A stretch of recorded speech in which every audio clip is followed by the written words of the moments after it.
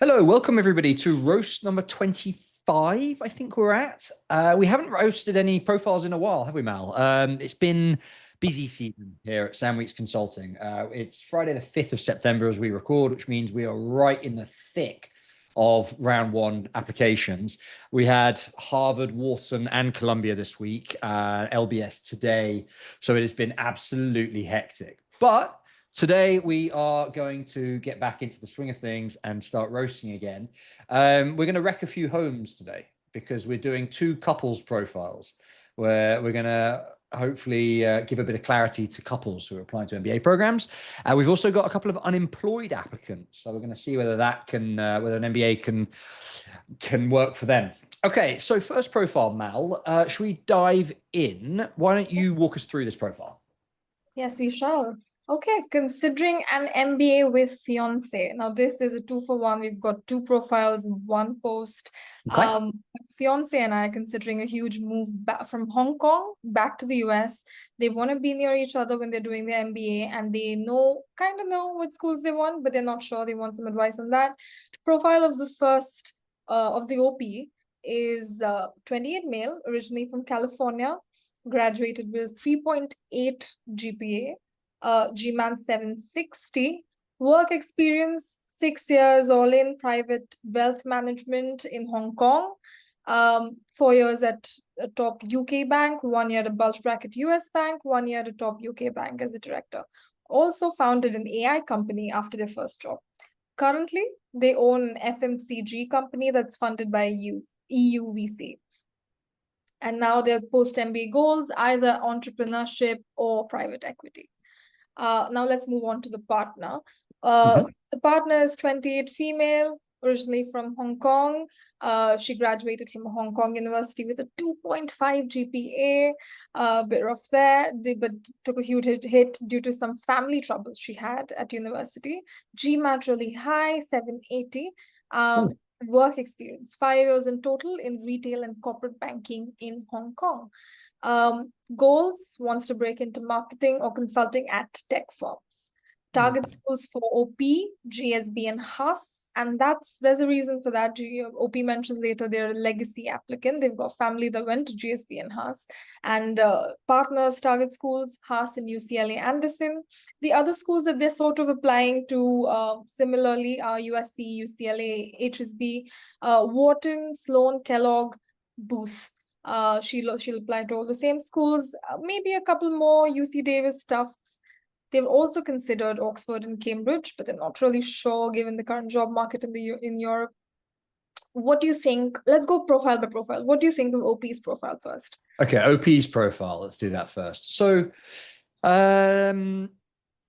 he has a 3.8 GPA, which is fairly solid, but a tier 3 university in the UK is not particularly going to be particularly impressive. I also think that GPA is a converted GPA. UK universities aren't on a 4.0 GPA scale, so they've probably converted that.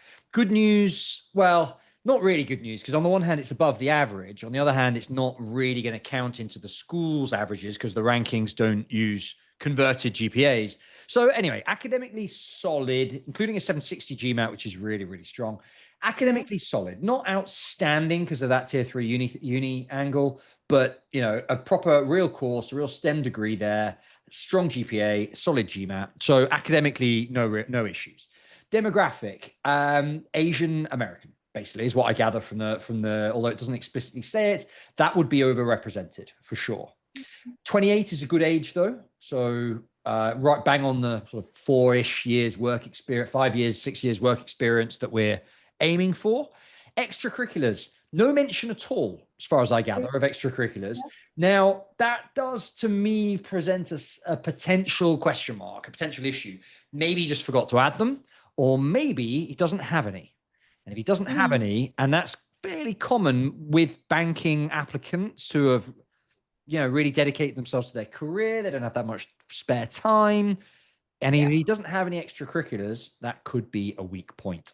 Professional, the big highlight, the point that I really liked on the professional front of OP here is this currently own an FMCG company that's funded by an EU VC. Now that opens a lot of interesting questions for me. that's an entrepreneurial journey. And FMCG is a real, classic, it's a competitive market. And funded by an EUVC is validation. So I'd like to see some numbers in there and make sure, OP, on your resume, you've got plenty of numbers talking about revenue and sales and how big and the EUVC's stake, etc. But really hammer home the numbers there. Profitability, if you can. Now, that's on the professional front. I think generally a strong professional background.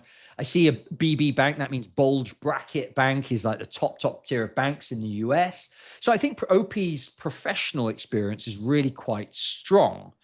On the goals, now, generally, where do we have goals here? Do we under their FMCG company, just under that? Aiming to break into entrepreneurship or VC here. Now, generally, I would say to people, entrepreneurship as a goal is a tough one. Yeah. If you haven't got entrepreneurship experience already, there's just such a big risk, so much risk there for the school to take. So I would normally say wary of that. But given OP has literally, it owns an FMCG company that is funded and is already well on his entrepreneurial journey, I think OP, you do get away with having entrepreneurship as your post-MBA goal. And that is strong, and that will be taken seriously. Private equity, I would be wary of, as I always say during these roasts. PE, VC is a very nepotistic industry, and they don't have, pipelines with schools like the banks do, for example. It's a risky short-term goal, private equity. Now, maybe that's your longer-term goal, and maybe you frame that as like angel investing, perhaps like replicating the model of the VC that invested in your startup. But I would say PVC is probably a longer term goal. Entrepreneurship, short term goal. I like the goals. And that's everything for profile one. Overall, a solid profile. And I would say can certainly justify a M7 application. We can talk about specific schools later. But strong profile overall. Yeah, let's move on to applicant 2, OP's partner. OP's partner. What do you think? Okay, slightly more controversial profile here. So from an academic perspective, the first thing we've got to touch on is that 2.5 GPA. Yeah. Now, OP mentions that his wife, partner, had family troubles during during her undergrad, which caused the GPA to be low. Also, top 100 Hong Kong university, it's probably going to be quite academically rigorous, particularly a bachelor in finance. So the school are going to they're going to give you the benefit of the doubt if you can write a really strong optional essay. Classic optional essay topic is my undergrad GPA does not reflect my academic ability. Here's what happened. Point to my GMAT as a better indicator of my academic ability. And look, hey presto, OP's missus has a 780 GMAT, which is, super, super strong. So academically, it will come down to the optional essay mainly, but a weak GPA offset by a strong GMAT is what I see. Demographic, Asian still, from Hong Kong, I gather.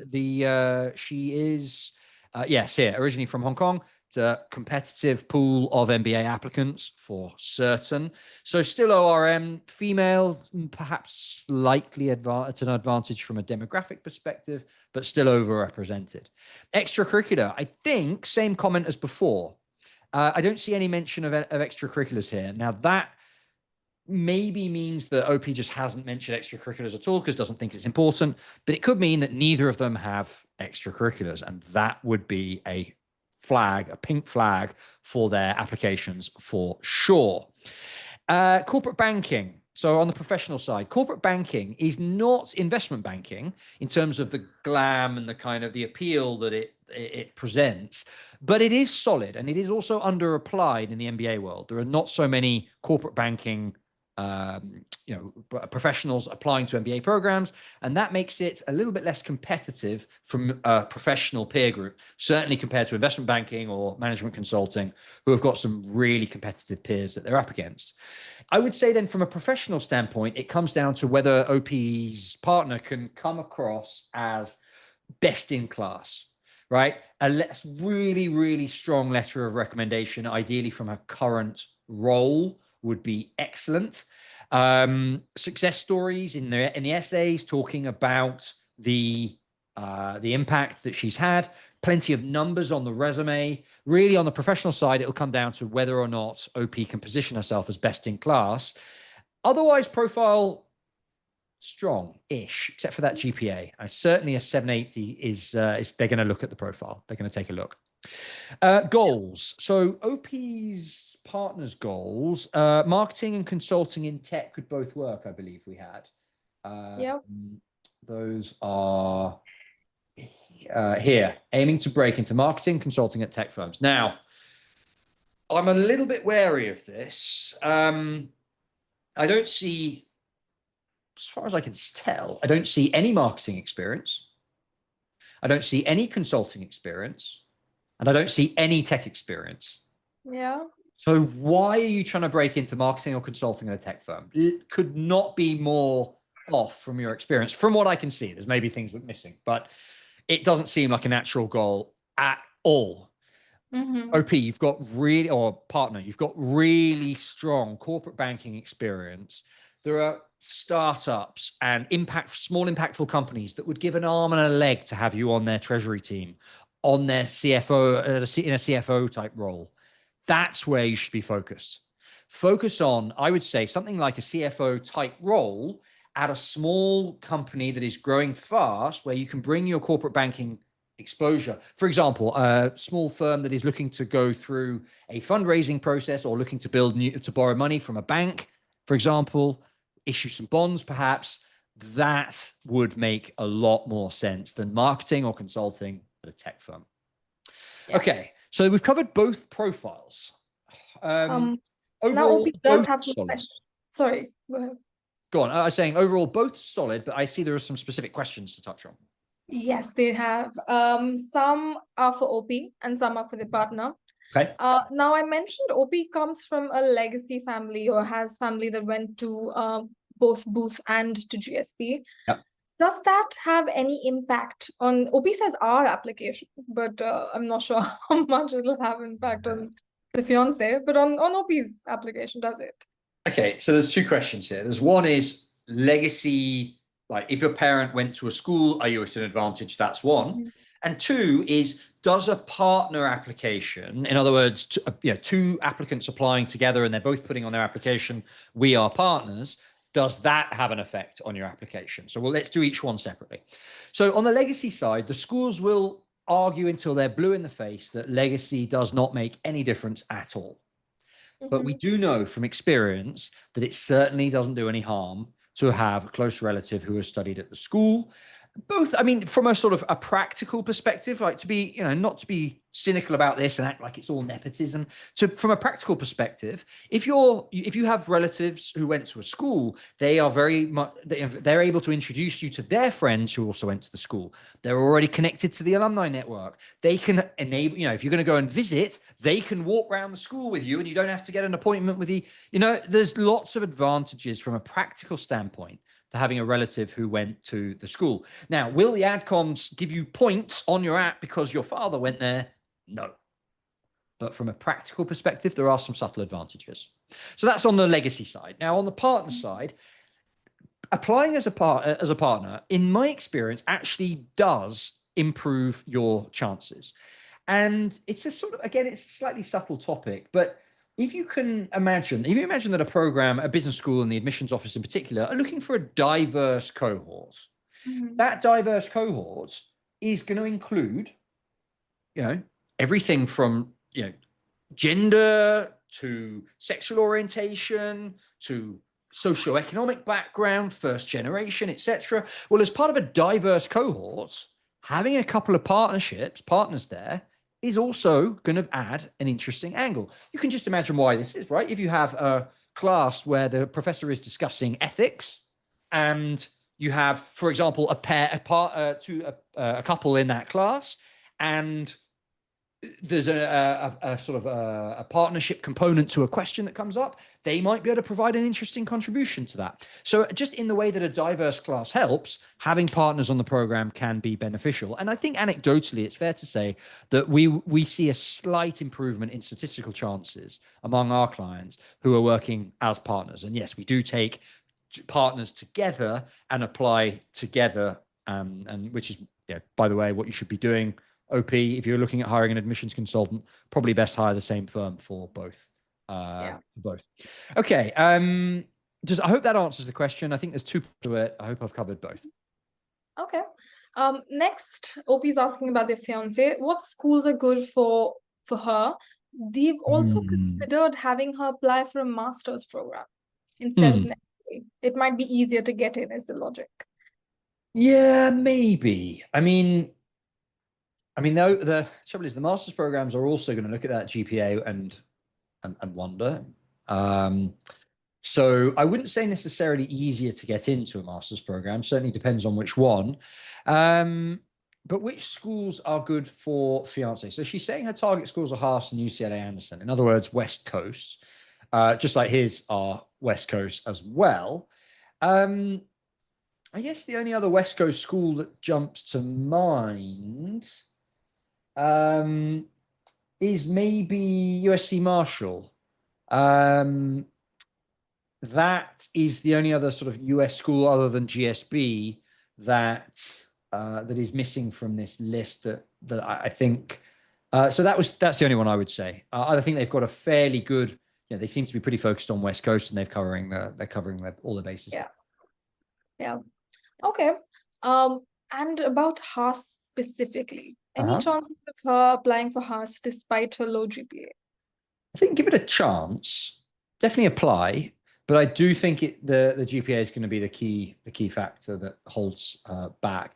Now, I haven't got the data off the top of my head for Haas specifically, but I like to point to these statistics by Booth, who, if you go to their class profile for last year, you will see that the lowest GPA in their range of the people who applied with 4.0 with grades on a 4.0 scale was a 2.36. In other words, a little bit below OP's 2.5, I think it was, the partner's GPA. So it has, M7. If Booth have people in the class who've got a 2.36 GPA, yes, those will be exceptional candidates for sure. But it is all that just to say that the top programs do have people with GPAs at your partner's level. So give it a shot. If she doesn't get admitted, you'll know why, probably. But it's definitely worth a go at Haas with that profile, I would say. Okay. And again, about programs, are there any programs that allow spouse programs that allow for both of us to attend together? It's not so much about spouse programs, because pretty much every MBA program will allow couples to apply and get in. But some schools have more facilities and more resources for partners. So those are typically aimed at people who do go to the MBA and bring a partner who's not in the program, right? Like I think lots of M7s lots of top programs have partner programs. And it might be interesting, just I'm thinking a little bit over tangentially here, as a couple in your application essays, if you both said that you were going to take up leadership roles in the partner club, you have two people on the board who are actually a part of the partner club. It would be quite a unique essay from an application standpoint. So the short answer is yes. All programs are going to allow you to both apply, and we'll look at your profiles kind of together and think about you and put you at a slight advantage because there's two of you, and you would bring some additional diversity to the cohort. And no program is going to say, oh, look, these two people are partners, so let's throw them both in the bin. That doesn't happen. Yeah. Okay. Final question from OP is, we plan on making our applications for round 2 in Jan 26. Does applying in round 1 typically increase chances? So somebody did some research on this. It's a question we get all the time in round 2 is, should I apply now or should I wait until next year? Somebody did a bit of research on this. I forget who it was, but they said that the chances of admit in round 2, overall business schools, using all the information that was available, was about 3%. So a 3% higher chance in round 1 than round 2. Mm-hmm. So it's something, but it's not very much. Yeah. And I would generally, the point that I generally make to people is your application going to improve by more than 3% by waiting? Yeah. Or are you better off just applying now?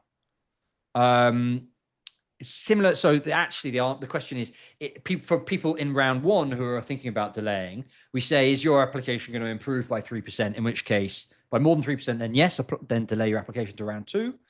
If not, then get on with the application. In this case, a round 2 app versus waiting until round 1 next year is kind of the reverse, but the point is still the same. If your application is going to get better, then delay. But if your application is not going to get better, then don't delay, is generally the takeaway. And I think that applies here as well. I'm not seeing anything, Mal, in this profile, and maybe correct me, but in either of these profiles that looks like it's dramatically going to improve or strengthen in the next year or so, right? Both are at around, 5-6 years of work experience. Yeah. Both are at kind of the sweet spot in terms of age, around 28 for MBA programs. There's no mention of like an imminent promotion or anything. So it sounds like the stars are aligned for both partners to apply at the same time to the same programs. Just get on with it, because you never know what life's going to throw at you. I would say absolutely apply round 2. And yes, there's a 3% statistically a 3% lower chance than round 1.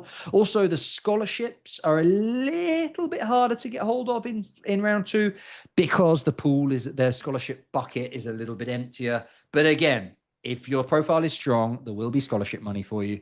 So my advice would be get on with it. Yeah, unless the point about extracurriculars, if they've just skipped it from the profile, fine.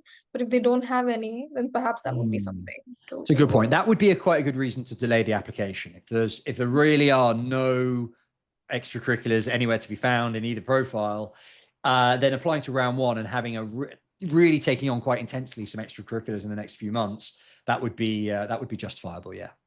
Yeah. Okay. I think we've covered all of OP and fiance's questions. Okay.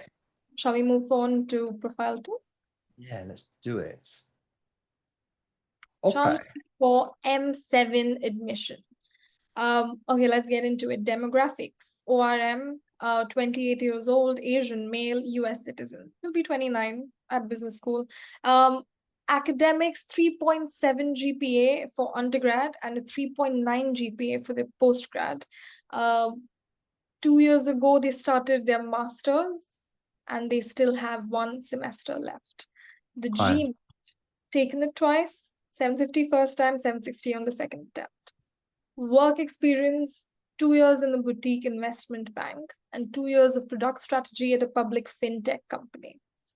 Extracurriculars, this is really good. Founder and president of a non-profit focused on feeding school lunches for rural schools in an African country. 150K raised across 3 years and 1 partnership with an international NGO. Scaled it quite a bit. Why they want to go for an MBA now is they want to break into product management or VC with an emphasis on AI-focused firms. Target schools, M7.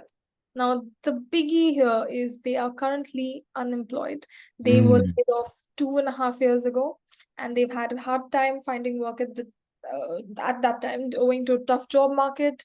Couldn't secure anything. That's why OP went to do their masters and focused on scaling their nonprofit as well.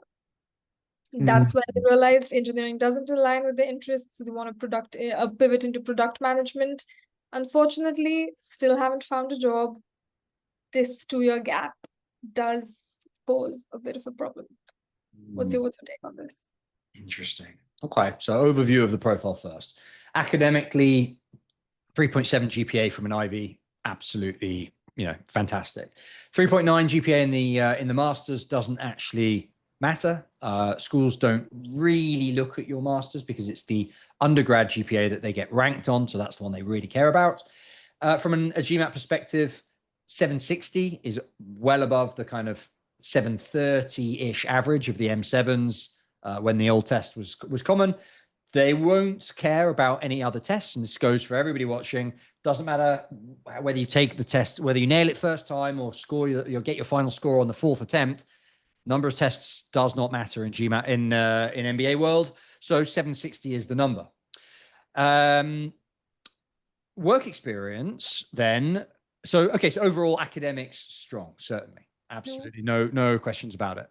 Demographic, US Asian male is going to be firmly overrepresented. Extracurriculars. Now, this is what I call an extracurricular, right? Look at that. Founder and president of a non-profit focused on feeding school children in rural Africa, like raised 150 grand. This is a proper extracurricular. That, in my mind, that's about as good as it gets. 25 employees.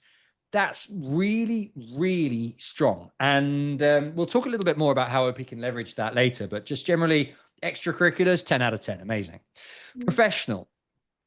Unemployed. Now, unemployed and in and of itself is not necessarily a deal breaker. It's not a deal breaker. People get into MBA programs nowadays with coming from a position of unemployment. The issue is that it was 2.5 years ago. Yeah. 2.5 years of unemployment, that can be a problem. Yeah. So we will talk about strategically how to kind of mitigate for that. And I suggest we talk about that next. Last point on the profile evaluation, is this breaking into product management? That sounds plausible. I like that as a goal. But that's pretty much what I would come up with. One of the options I would come up with for OP if we were working together. VC, for the reasons I've outlined many times before, is not a strong short-term post-MBA goal. Schools don't have a pipeline into VC. It's much smaller. It's much more nepotistic, etc. But PM is a good goal. And particularly with someone with a master's in machine learning, etc., an engineering background, that would be a strong, potentially a strong goal to work with. Yeah. Okay. So overall profile, solid except for the gap. Should we talk about how to fill that gap or how to handle it? That's a biggie. How can OP sell that long gap? Yeah, there's a big one here. It's going to be a bit of a gamble, to be honest. But I think if I was working with OP on this application, I would be looking to frame that extracurricular work as his full-time job. I would have on the OP's resume, I would have education, degree, 2 degrees, whatever. And then I'd have the professional section. And the top of the professional section would be founder and president of nonprofit. The first bullet point would be raised 150K in 3 years. Second bullet point would be about managing 25 local employees. And the third bullet point, establishing a partnership with a large international NGO. And I would consider that as a work experience. And then all of a sudden, OP is not unemployed. Well, might still have an unemployment gap somewhere in between these different pieces of work, but it's not going to be anywhere near the 2.5 years we're currently working on. Now, what are the kind of the hiccups here? The schools are going to ask for your salary in the portal, and you're going to have to position yourself as, given that it's a nonprofit, and I assume you weren't taking a salary, as salary 0. But that's not uncommon among founders, right? If you can, then the other thing you can do to strengthen this is maybe build in it's a nonprofit now, but you might be able to OP create a bit of a narrative around how to commercialize this. So just like lots of, I'm thinking of some tech companies like WordPress have a non-profit arm and a for-profit arm. Pretty sure OpenAI are the same thing. They have a structure like that. So if you could frame this as the NGOs, the non-profit start of the story, but that there is a plan to commercialize later on, for example, selling lunches in supermarkets in this African country, right? Just off the top of my head. Then you can really make this look like, it's not profitable yet, but it is going to be a business. And if it's going to be a business, then you can frame it as your job. And if you frame it as your job, you don't have a 2.5 year gap. And if you don't have a 2.5 year gap, you can get into an M7. Boom. Yeah. That's nice. So how, assuming that OP frames a narrative this way, how does their profile stack up for M7s? I think framing that work well, you could potentially be in with a chance at M7. There's Yeah. a really strong academic profile there that if you can frame the work well, they'll likely take you, they'll look at your profile just to get a 760 in the books, because that's going to be accretive to their average. So that's a really strong score. They're going to look at, and likewise for the GPA, right? That's above the average as well. So they'll look at the profile, they'll look at the application, and M7 will. Whether or not it works will depend entirely on how you frame that recent experience. And I think it could be done well. And if it's done well, it could be OP's in with a chance. Yeah. Yeah. Okay. I think we've covered everything OP wanted to ask. Shall Okay. we go to the next one?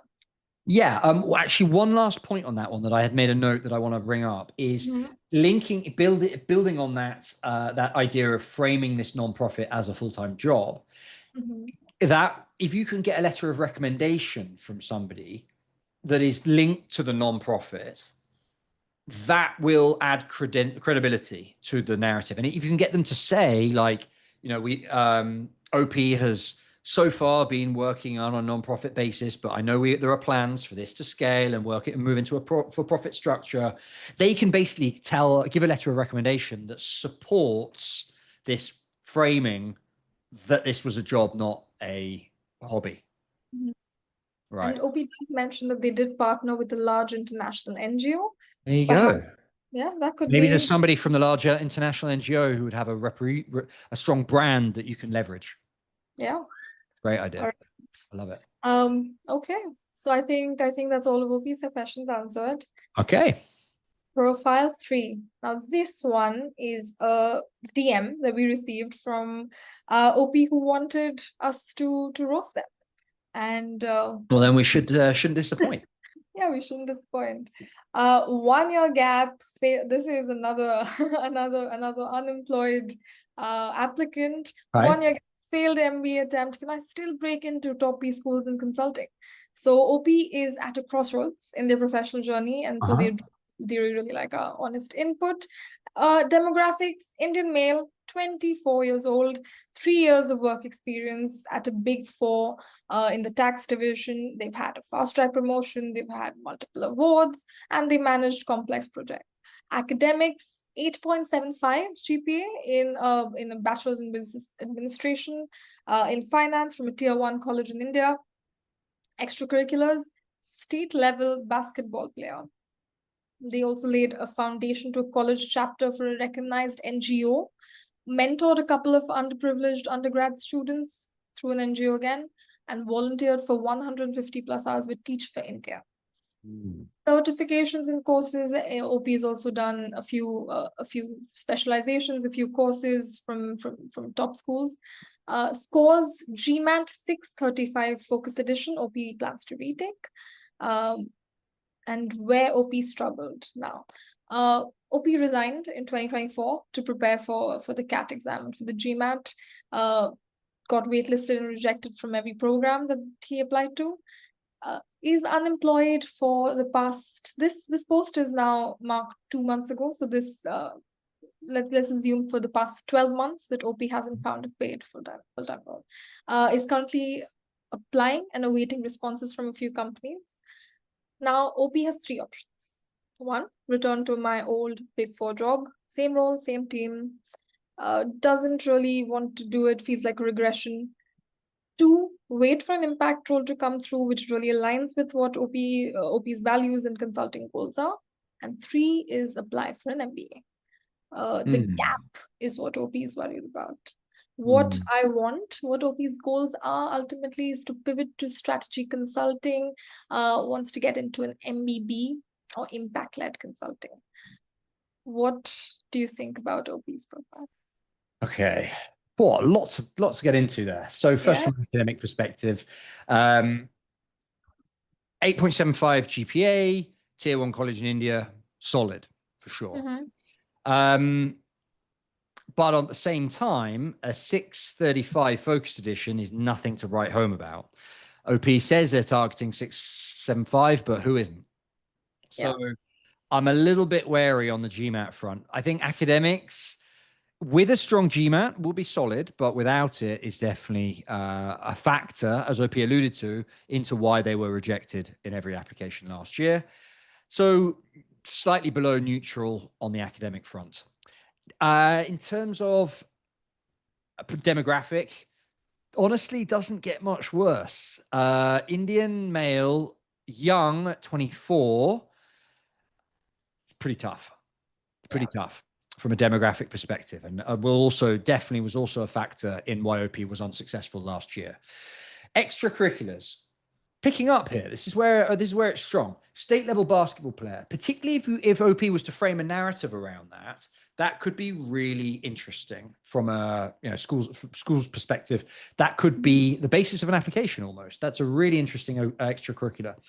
These setting up a college chapter of a recognized NGO, we see this quite often among applicants. It's interesting, it's good, but it's not standout.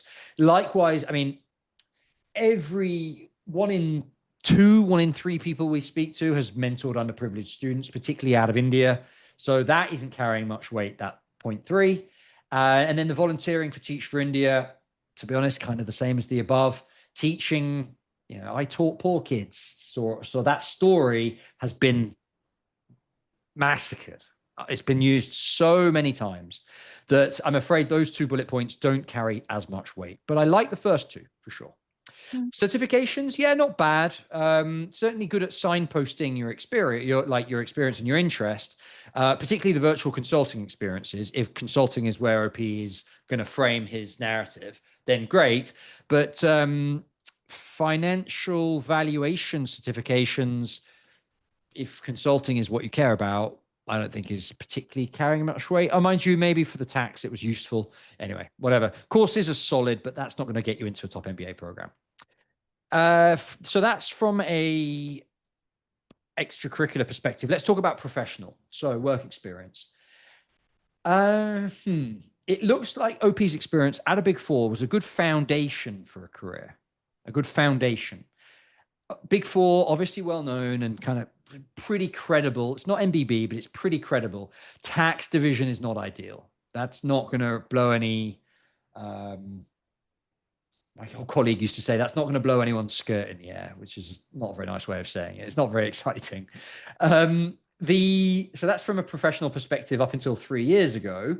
The unemployment then is an issue as of now, right? So I think you said from a year, unemployed for about a year. So I don't see the potential here to cover that up really in the way that we did in the last roast, where we said, take an extracurricular, frame it as work. I don't think OP can really do that here. So got to be upfront about it. Now, you can, I think if these virtual consulting experiences were during that gap, then I'm imagining an optional essay saying, explaining the career gap, saying I was unemployed, but given that I want to pivot into consulting, here are some of the virtual consulting experiences I did and what I gained from each of these. That can be an okay optional essay, potentially. But again, it's not particularly interesting. It's not particularly strong. So in conclusion, on the work front, not ideal. Not ideal. I would say sub neutral. So less than sort of neutral. Goals. This is I do get the feeling that OP is genuinely keen to apply to consulting, to get into consulting. Based on the Big Four background, based on these consulting experiences. But you do need to understand, OP, that saying consulting is your post-MBA goal is throwing you into the most competitive pool of applications, right? Consultants have got high GMAT scores, great work experience, super broad. And they're all applying to business school, or certainly at the moment they seem to be. So it's a cutthroat group to throw yourself into. I am wary of the consulting goals. I certainly don't think it's strengthening the application from the goal side. Okay, so and so to build on that, what would I suggest? I'm kind of inclined to talk. Certainly, if we were working together, I'd be talking about this basketball experience. I had a client a couple of years ago who talks about starting a basketball academy based on his experience of basketball before. And that was a really unique and interesting goal. And that's the way I would be encouraging OP to think. Just to think, are there any narratives here other than consulting that could be interesting? Because if there are, it probably throws you into a much less competitive pool, which would obviously improve your chances. So that's sort of how I see the profile. Any specific questions? So OP did mention that they took a year-long gap that was to prepare for the GMAT and to apply to MBAs as well. Yeah. OP wants to know, has anyone successfully recovered from a year-long gap and broken into consulting or top MBAs? Depends where you define top. I have not seen anyone. I think I'm scratching my brain here, but I think I've not seen anyone get into Harvard, Stanford, Wharton with a year gap, particularly a year gap and an average looking profile like this. I think there will be, and there are cases of people getting into top-ish programs with a year of unemployment, but they've got a very specific reason. For example, right, having a baby, for example, and paternity leave. And I mean, it's unemployment in a sense. It's not really that. There are people certainly with that background, that experience, who are getting into full-time programs. But people who are taking a year to do courses and take the GMAT, it's less impressive, and is not adding anything to the profile. So I'm sure there are people who have done it, but it's certainly not strong for your chances. Okay. And OP has three choices. One of them is returning to the same job. OP wants to know, is it better to avoid returning to the same job if it contradicts your story, even if it's the safer choice? Come up with a new story. Right, come up with a new story. Of these three options, if it was me, I'd advise return to the old Big Four job. And then within look for new responsibilities, right? Ideally, it's not exactly the same role, or if it is, you can take on some slightly different projects, for example, or different responsibilities. Great. And even if you can't really, just focus on different ones, and it can look like you can frame it as having new and different experience. I would say also that will strengthen the letter of recommendation, because you can get a letter of rec from your current manager potentially, which would help. I would say that's probably the best role and the best job, the best plan, and then apply to MBAs in a couple of years' time. OP is only 24, or certainly was 24 at the time, maybe 25 now, but apply when you're 27. Go back to your role, get some more experience under your belt, butter up your recommenders, and then apply with more experience, more promotions, more growth. You're not ready for an MBA, basically, is what I'm saying. Okay. And if OP were to do the option 2, are there firms in strategy or impact realistically open to hiring someone like OP?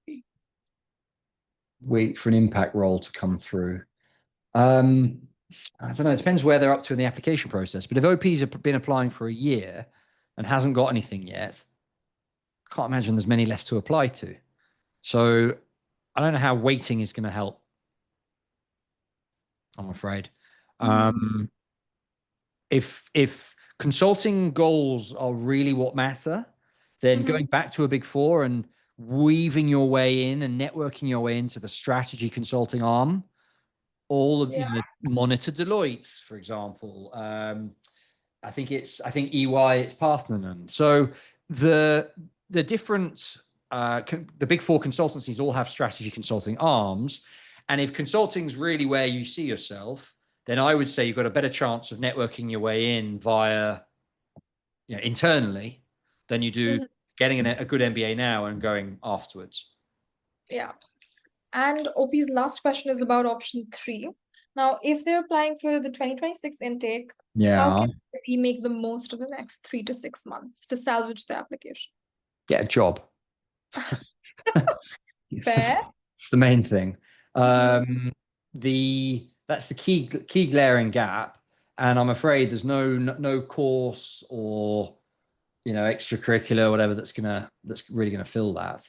And And if getting a job is absolutely impossible, then starting your own entrepreneurship venture and freelancing, for example, at least gives you some professional advancement and story that you can write about. Okay. I think we've covered all of OP's questions. Cool. So next profile is school Couple selection edition. for round 2, another couple edition. So we've already covered one couple edition. So let's cover this one pretty quickly because a lot of the same guidance is going to apply. Yeah, this is OP is asking for their partner, again, their fiance. She doesn't use Reddit, so OP is posting on her behalf. Hard stats, 27, female, 5 years of work experience, 740 GMAT, 3.55 GPA from a US top 100 undergrad. Demographic, she's Vietnamese. Work, studied business in undergrad, but has worked in edtech since. This is the second company which she's earned 3 promotions in, and primarily her job is to design content and courses for K-12 students. Extracurriculars, quite nice, raising money and building schools for disabled kids affected by Agent Orange. She was also featured on national television a couple of times for her effort to bring AI and tech to education. And in her undergrad, she was the VP of a club. OB has forgotten which one. Short-term and long-term goals, wants to use an MBA to pivot to product management or business operations or strategy. Preferably product management, preferably focused in big ed tech. Think Duolingo, Coursera. OP advised her that she could change role, industry, or country, but not all 3 at once. Schools, Dream Schools, Haas, NYU, Target, Tepper, Cornell, UCLA, Cambridge. Below Target, Foster, and Owen. What's your take on this profile? Overall, very high level take on this is 3.55 is a little bit below average on the GPA. 740 is a little bit above the average on the GPA. So from an academic perspective, solid. Demographic, OP is right that Vietnamese is Asian, yes, but not overrepresented. Solid. Extracurriculars, building schools for disabled kids affected by Agent Orange, definitely strong. Professional, 3 promotions, I think we said. Lots of promotions. So that's definitely strong on a professional perspective. And the EdTech theme is also super clear. So I like the profile generally. And I think the EdTech goal works well. The EdTech theme works well with the goals of doing a Duolingo type. Was it product management? I think product management, right? So a PM role at an ed tech like Duolingo sounds like is not that much of a stretch, not that much of a pivot from what she's already doing. So quite a strong set of goals as well. So overall, quite a nice profile. The one thing I would say is that if it sounds like OP's work is really around. Is not particularly tech focused. My reading of this is she studied business and has worked at an ed tech, but doing designing content. That is not an actual tech role. And that's going to be the key gap for a product management role. Is a lot of product managers are software engineers pivoting into product management. They speak the language of software engineering. And it looks like OP maybe doesn't. So perhaps a boot camp, some sort of coding boot camp would be a way of strengthening that narrative. But broadly solid. I see in terms of the questions being asked, OP's also asked about other schools. Honestly, the ones that jump to mind for me have already been mentioned. Tepper is the one that really immediately jumped to mind. Great product management and tech pedigree there. I would also say just from a 1-year program, if you're applying to Cambridge Judge, no reason not to apply to Oxford as well. Also a 1-year program, geographically very similar, culturally very similar. No reason not to. And then the only thing I would say is that OP is limiting it to 5 schools.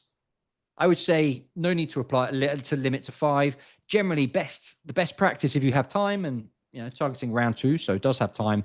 Best practice is generally 6 to 7. So get that number up. And then that's all I have on that profile. Okay. Shall we go on to a bonus question? Yeah, let's do it. Just a last nice one to finish up on. Networking is just professional speed dating. Yep. I've been to enough conferences to see the pattern. 5 minutes of small talk about where you work. Of course, we laugh about the industry's really being crazy right now. The awkward LinkedIn exchange, and then zilch. 99% of these connections go nowhere. The 1% usually happen at the bar at 11 p.m. And with OP bumped into a senior at a restaurant. And and the senior became OP's mentor, and that was where they met, and sort of the relationship grew. What is your story? Yeah, I've got some experience to share here as well. So it was actually one of the key takeaways I got from my MBA is before pre-MBA, I was working in investment banking, and I kind of inherited or was instilled in me quite a stiff London banking networking mentality that frankly was pushed on me by some quite socially challenged bosses who thought that was the way to do it. And it just isn't. It's definitely the people that you've shared fun with who are going to be your real your real sources of value when it comes to networking. And if that's 11 p.m. in the bar, fine, but it might also be like a CrossFit class you've done together, or whatever. It could be, or an activity. It's generally going to be people that you genuinely vibe with, not who happen to be at the same conference as you.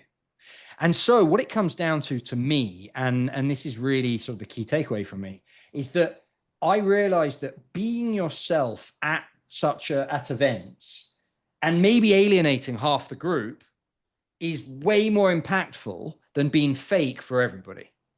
And so my kind of last point on this is I mean, this is absolutely spot on what OP is saying. Maybe it's taken him or her a few years to figure it out, but the OGs know this already, that you're much better off having a couple of people really fighting your corner than having 100 LinkedIn connections or 10,000 LinkedIn connections. And so I'm totally aligned on that. I think it's a good takeaway. And anybody watching who thinks that kind of fake networking conference attitude is going to get you into a job or even into an MBA program, it's not the best way to go about it. Be authentic. And if that means offending a few people, sod it. So be it. Right. Great stuff. On the hour, we've finished perfectly. So, Mal, I will see you very soon, and we will roast more profiles. Yes, we shall. See you next time. Thank you very much. Anybody watching, if you enjoyed this, feel free to like, sign up, and DM us if you'd like your profile to be roasted, and we will oblige. Mal, I'll see you soon. All right. See you. Yeah.